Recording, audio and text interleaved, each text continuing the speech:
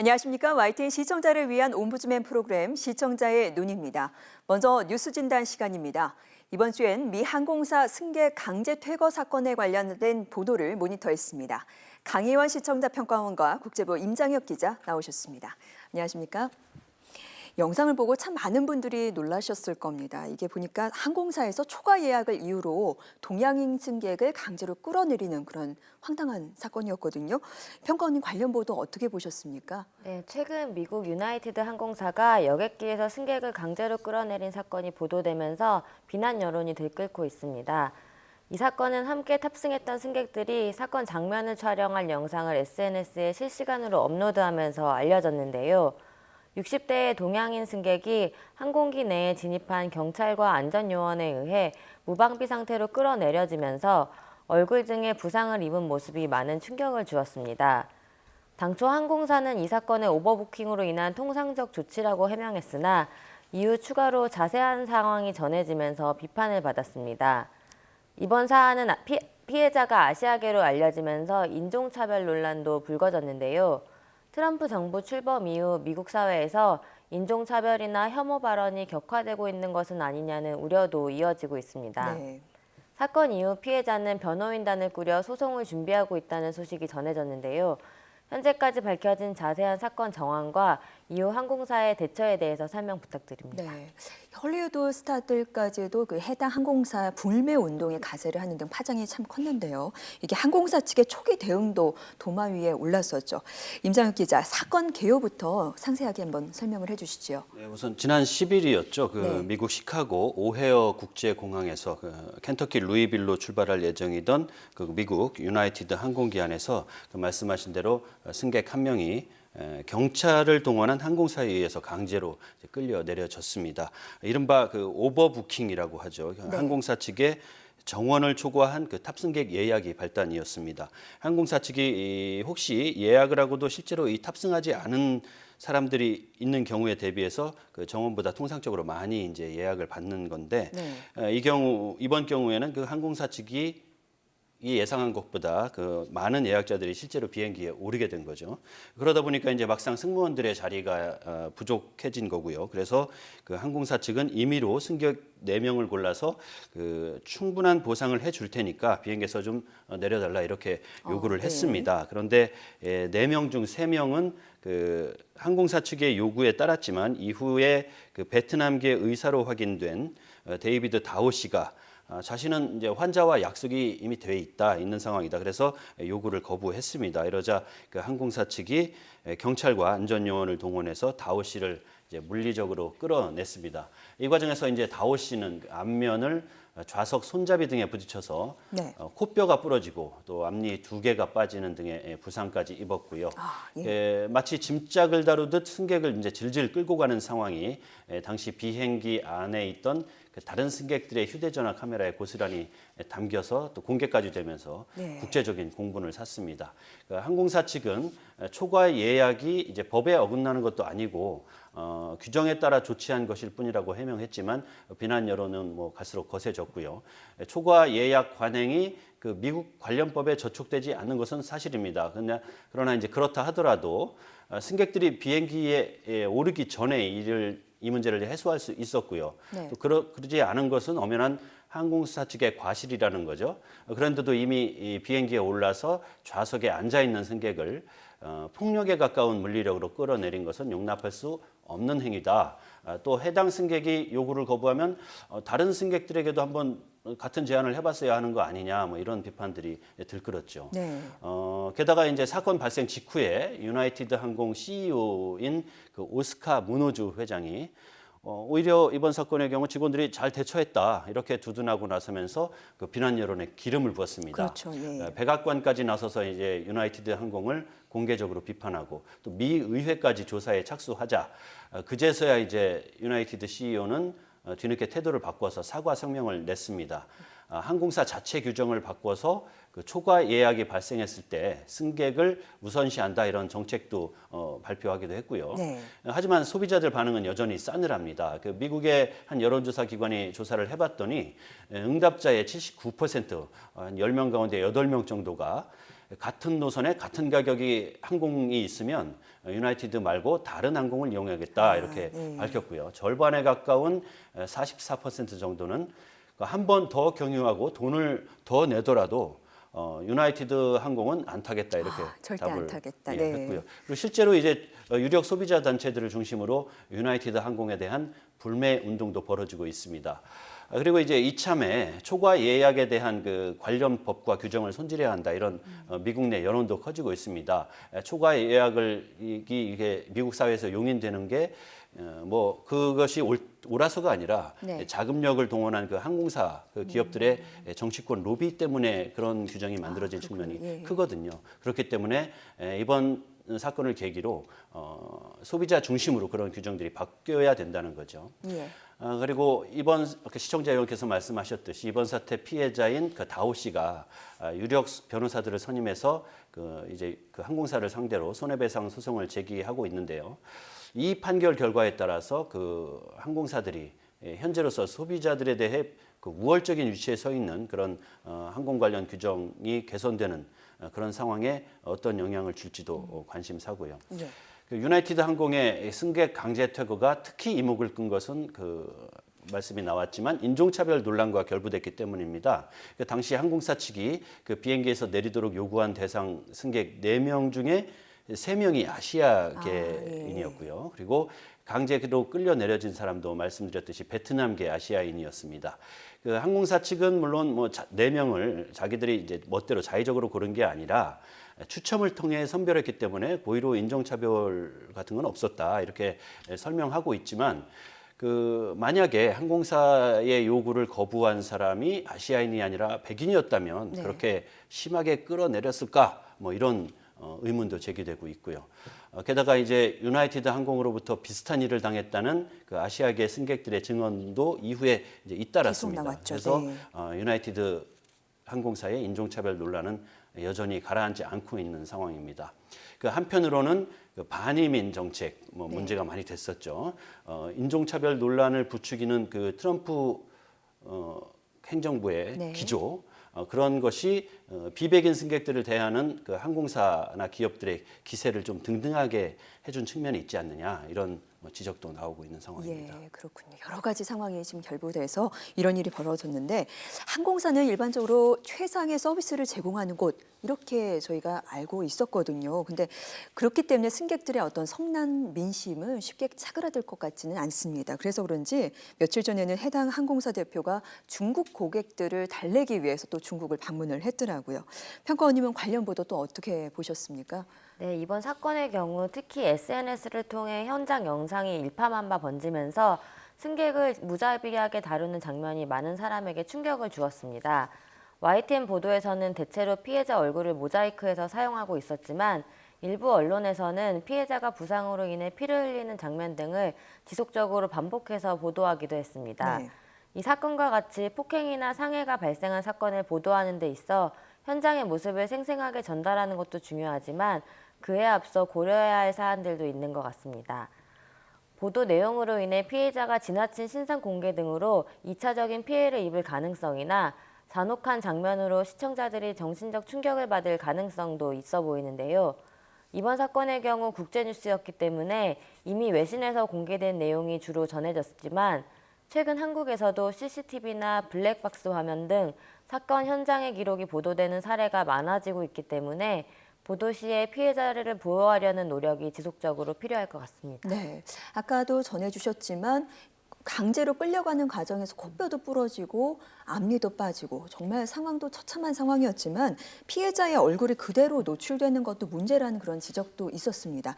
임장혁 기자, 이런 보도는 어떻게 다루는 게 좋을까요? 의견 주신 대로 당연히 이제 피해자를 보호하려는 노력이 최우선시 돼야겠죠. 네. 그리고 이번 사건의 경우는 그 인종차별 논란과 결부돼서 그 피해자가 아시아인이라는 점이 강조되면서 이제 그 다오 씨의 구체적인 신원이 공개되는 상황도 있었습니다. 네.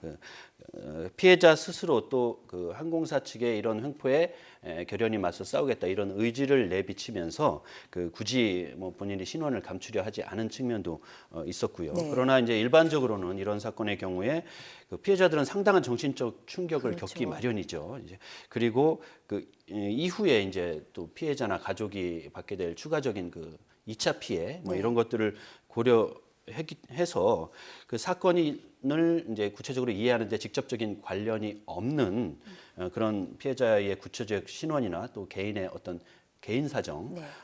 이런 것들이 지나치게 공개되면 뭐 안 될 것이라는 건 당연한 얘기고요. 네. 물론 이렇게 하기 위해서는 언론 보도에 대한 이제 공적인 심의 기능이 더 강화돼야겠고요. 그리고 언론 스스로 피해자 보호를 위한 자체 규정을 더욱 세부적으로 마련할 필요도 있겠습니다. 화면 모자이크에 대한 얘기를 좀 해보면요. 이번 유나이티드 항공 사태의 경우 말씀하셨듯이 그 저희 YTN은 모자이크 모자이크 처리를 했죠. 네. 그렇게 해서 뭐 보도를 해드렸는데 반면 해외에 적지 않은 언론사들은 그 피해자가 얼굴에 피를 흘리는 모습을 그대로 방송했습니다. 이번 사건의 경우는 뭐 어떤 것이 옳다라고 딱 부러지게 이게 선을 긋기는 힘들어 보이는데요. 왜냐하면은 일단 다오 씨의 초상권 문제라는 측면 그리고 시청자들에게 혐오감이나 정신적 충격을 줄 수도 있고 그리고 선정적으로 비칠 수도 있기 때문에 어느 정도 그 화면을 정제해야 한다는 판단 이런 판단이 있었죠. 그 판단에 따라 저희 YTN을 포함한 상당수 언론사들이 모자이크 처리를 했습니다. 한편으로는 이번 사건의 본질은 어찌 보면 기업 논리에만 충실한 기업 논리에만 치중한 항공사 측이 제 돈을 주고 정당하게 비행기에 탑승한 승객에게 도무지 있을 수 없는 그런 횡포를 부렸다 이런 점이 그렇죠. 본질이기 때문에 예.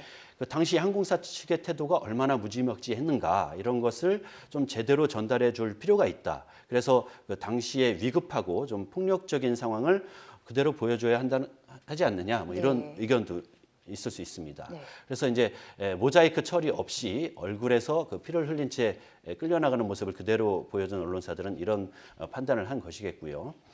왜 비단 이번 사건뿐 아니라 이제 언론사들은 갖가지 사건 사고를 보도할 때마다 비슷한 고민에 빠지는 게 사실입니다. 일례로 최근 얼마 전에 이제 6년을 넘기게 된 시리아 내전 네. 상황을 한 예로 들 수 있겠는데요.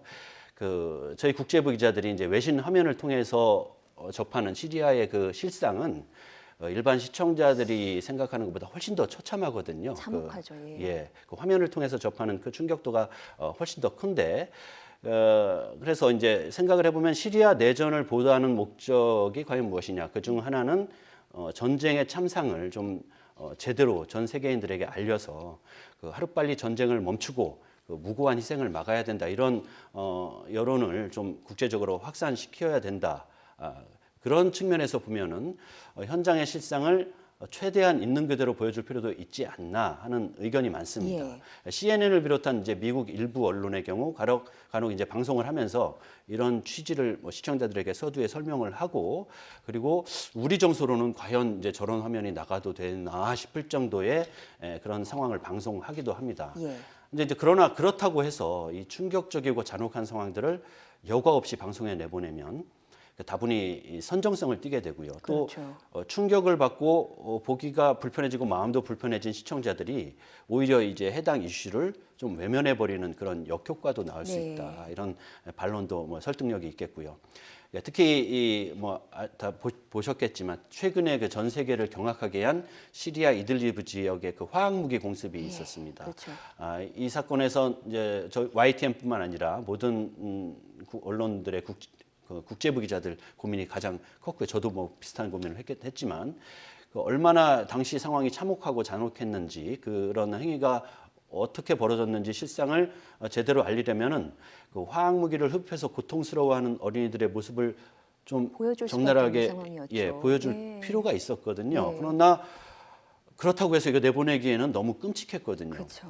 그래서 이제 YTN을 비롯한 국내 언론들은 대부분 모자이크 처리를 했고요. 뭐 지금으로선 제가 생각해도 그것이 최선이었지 않나 이런 평가가 많고요. 하지만 그 참상이 뭐 전달되는 효과는 어느 정도 반감이 된 건 뭐 사실인 것 같습니다. 질문 주셨다시피 최근 우리나라에서도 이제 CCTV나 뭐 차량 블랙박스 화면 이런 사건 사고 현장을 기록한 현장 당시의 화면들이 네. 자주 방송을 타고 있는데 역시 마찬가지의 고민이 있을 수밖에 없습니다. 만약 예를 들어서 이제 범죄 상황이 촬영된 그 CCTV의 경우에 비슷한 범죄를 예방하고 범죄가 있을 수 있죠, 그렇죠. 또. 그걸 예방하고 그런 경우에 이제 어떻게 대처하면 되겠구나라는 시청자들에게 그런 효과도 줄 수 있는 그렇기 때문에 좀 자세히 보여줄 필요도 있고요.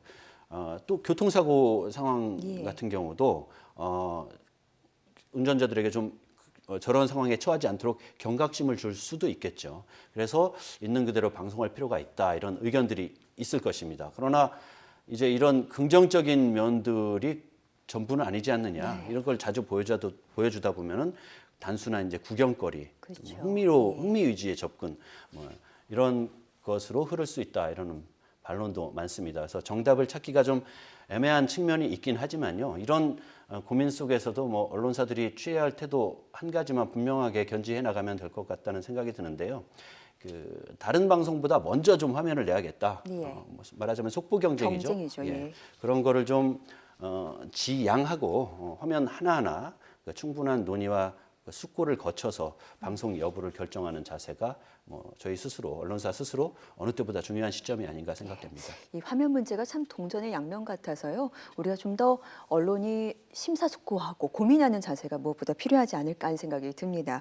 네, 지금까지 미국 항공사 승객 강제 퇴거 사건에 관련돼서 이야기를 나눠봤습니다. 강희원 시청자 평가원과 국제부 임장혁 기자였습니다. 두 분 말씀 감사합니다.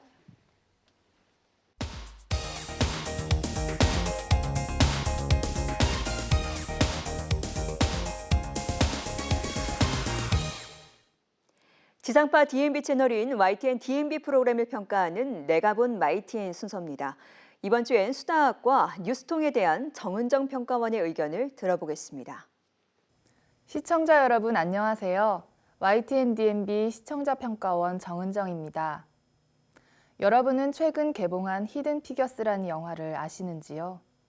1960년대 미국 항공우주국 나사에서 핵심적인 역할을 했던 흑인 여성 3명의 이야기를 다룬 영화인데요.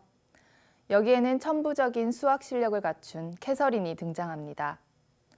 기계보다 정확한 수학 실력을 갖춘 캐서린 덕분에 미국은 러시아와의 우주 경쟁에서 유리한 고지에 오르게 됩니다. 2010년대를 살고 있는 지금도 수학은 새로운 세계를 탐구하고 인류 문명의 진보를 가져다주는 중요한 바탕으로서 그 가치를 더하고 있는데요. 하지만 평범한 일반 사람들에게는 우주선 발사에 필요한 공식은커녕 수학 정규 교과 과정을 제대로 이해하는 것조차도 쉬운 일이 아닙니다.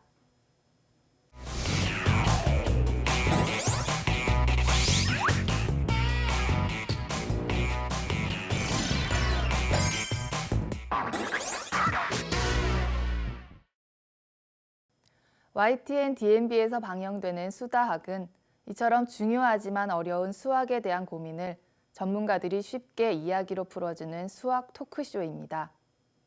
수다학은 교육 관련 프로그램이지만 토크쇼 방식으로 독특한 프로그램 포맷을 가지고 있는데요. 지난 방송에서는 도형 문제만 나오면 어려워하는 아이의 이야기를 중심으로 진행되었습니다. 프로그램은 진행자가 초등학교, 고등학교 교사, 교육 컨설턴트, 개그맨으로 구성된 패널들과 함께 스튜디오에서 이야기를 나누는 형식인데요. 진행자와 패널들의 대화를 통해 드론이나 바둑, 보드게임 등 수학의 원리를 파악하거나 수학적 사고력을 기를 수 있는 취미 활동을 소개하면서 가볍고 편안한 분위기를 형성하여 시청자들이 부담 없이 프로그램에 집중할 수 있도록 하고 있습니다. 수다학은 매주 수학에 대한 고민을 가진 학생과 학부모의 사연을 영상으로 소개하고 스튜디오의 전문가 패널들이 이에 대한 해결책을 제시해주는 것이 프로그램의 핵심인데요. 지난 방송에서는 수학자가 꾸민 성실한 태도의 초등학교 6학년 고성민 학생의 사연이 소개되었습니다. 연산 실력도 뛰어나고 수학에 대한 흥미와 학습 능력도 뛰어난 편인데 유독 도형 문제만 나오면 어려움을 겪는다는 것이었는데요. 학생과 어머니의 짧은 일상과 공부하는 모습이 영상으로 소개되는 동안 스튜디오에서 영상을 시청하는 진행자와 패널들이 학생의 학습 자세나 생활 태도 등에 대해 칭찬을 합니다. 그런데 영상의 전체 길이가 길지 않은 편인데 비해 스튜디오에서 중간중간 부연하는 분량이 많아 흐름이 뚝뚝 끊기는 느낌이었습니다. 사연 영상을 모두 본 뒤 교사들과 교육 전문가가 몇 가지 해결책을 제시해 주었는데요. 교사 패널의 경우 실제 교육 현장에서 학생들을 가르치고 있는 사람들로서 친근감을 주면서 현실적인 조언이 돋보였고, 교육 컨설턴트 패널은 학습 방법을 전문적으로 연구하는 사람의 시각에서 구체적인 해결책을 제시하여 신뢰가 갔습니다. 수학에 대한 구체적 학습 내용들을 다루는 만큼 시청자들이 흥미를 잃지 않도록 개그맨 패널이 적절한 농담을 통해 감초 역할을 해주는 것도 프로그램의 분위기를 유지하는 데 도움이 됐습니다. 앞으로도 수다하기, 어렵기만 한 수학을 더욱더 재미있게 가르치고 배우는 데 일조할 수 있기를 기대합니다.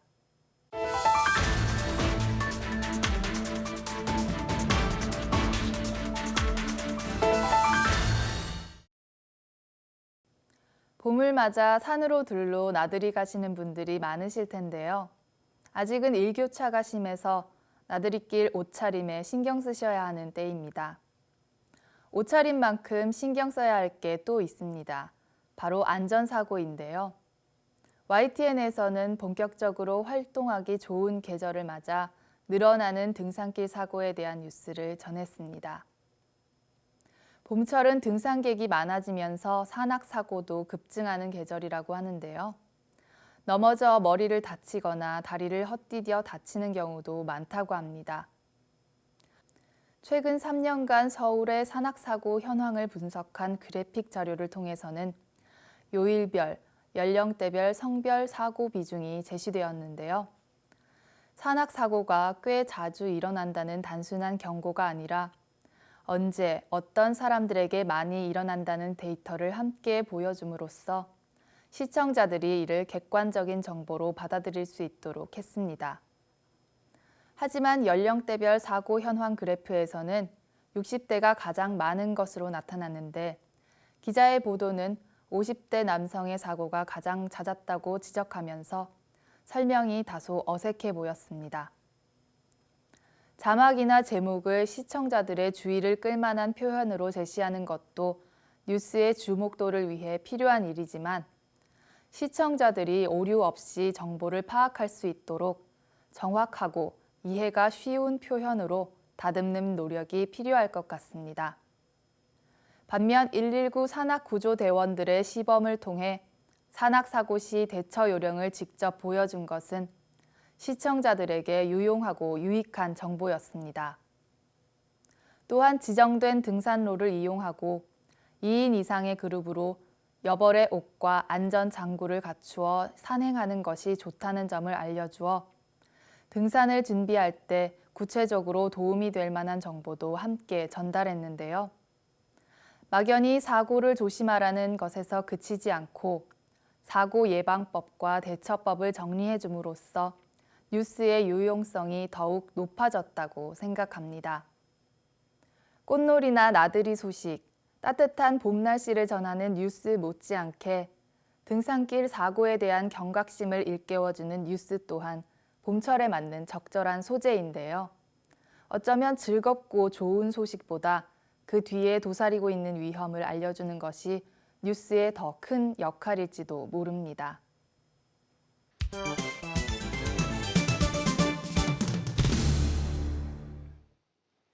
언론 전문가로부터 우리 언론의 문제점과 발전 방향 등을 들어보는 매체 비평 시간입니다. 오늘은 최충훈 경남대 교수로부터 차기 정부 방송정책 기능 하나로 통합해야라는 주제의 논평을 들어보겠습니다. 대통령 선거가 15일 남았습니다. 촉박한 이번 대선은 인수위원회 준비 없이 바로 국정 운영이 시작됩니다. 임박한 차기 정부의 조직 개편에 대한 관심이 뜨겁습니다. 지금 국회와 각 정당, 대선 캠프에서는 방송통신 분야 조직 개편에 대한 논의가 한창입니다. 가장 많이 논의되는 부분이 바로 미디어, 정보통신 분야입니다. 특히 국민들의 매체 접속도가 제일 많고 영향력이 가장 큰 방송정책 부분에 관심도가 높습니다. 현재 방송정책부처는 방송통신위원회와 미래창조과학부로 분리되어 있어 그동안 비효율성이 꾸준히 지적되어 왔습니다. 방송통신위원회는 규제 관련 정책 분야로, 미래부는 산업진행 중심으로 분리된 것입니다. 주요 핵심 정책이 사안별로 소관 부처가 달라 일관된 정책 추진이 어렵고 부처별 정책적 혼선도 적지 않았습니다. 정권 교체 5년마다 정부 조직을 뜯어 고치는 것은 결코 바람직하지는 않습니다. 지금 미디어 공공성과 산업적 발전을 위해 미디어 분야 정부 조직 개편의 불가피성이 활발하게 표출되고 있습니다. 미디어 산업 활성화를 위해 분산되어 있는 미디어 정책 부처를 하나로 통합해서 미디어의 공적 기능을 강화해야 한다는 목소리가 높습니다. 디지털 미디어 환경에서 방송산업의 진흥과 규제는 한 곳으로 통합돼야 합니다. 정부 조직 개편의 목적은 정부가 수행하는 분야별 업무를 선제적, 효율적으로 대응하는 데 있습니다. 물리적으로 기능을 통폐합하는 막연한 조직 개편이 아니라 국가 100년 대계와 구체적인 설계가 요구됩니다. 미디어 정책 기구의 단일화, 그리고 4차 산업혁명 시대를 주도할 정보통신기술 분야 총괄 기능이 혁신적으로 재편되어야 하는 것이 조직 개편의 골자입니다. 미디어와 정보통신기술 분야 미래성장 동력을 이끌 수 있는 강력한 조직이 요구됩니다. 글로벌 경쟁 시장에서 디지털 미디어 경제를 구축할 미래형 조직으로 새로운 시대에 걸맞는 정부 조직 개편이 수립되어야 합니다. 비록 시간이 촉박하지만 정부 조직 개편에 대한 국민적 공론화 과정은 반드시 거쳐야 합니다. 시청자의 눈은 시청자 여러분의 참여를 기다리고 있습니다. 이 YTN 홈페이지 시청자 의견 코너에 글을 남겨주시면 좀 더 정확하고 공정한 방송을 만드는 데 참고하겠습니다. 이번 주 순서는 여기서 마치겠습니다. 함께해 주신 여러분 고맙습니다.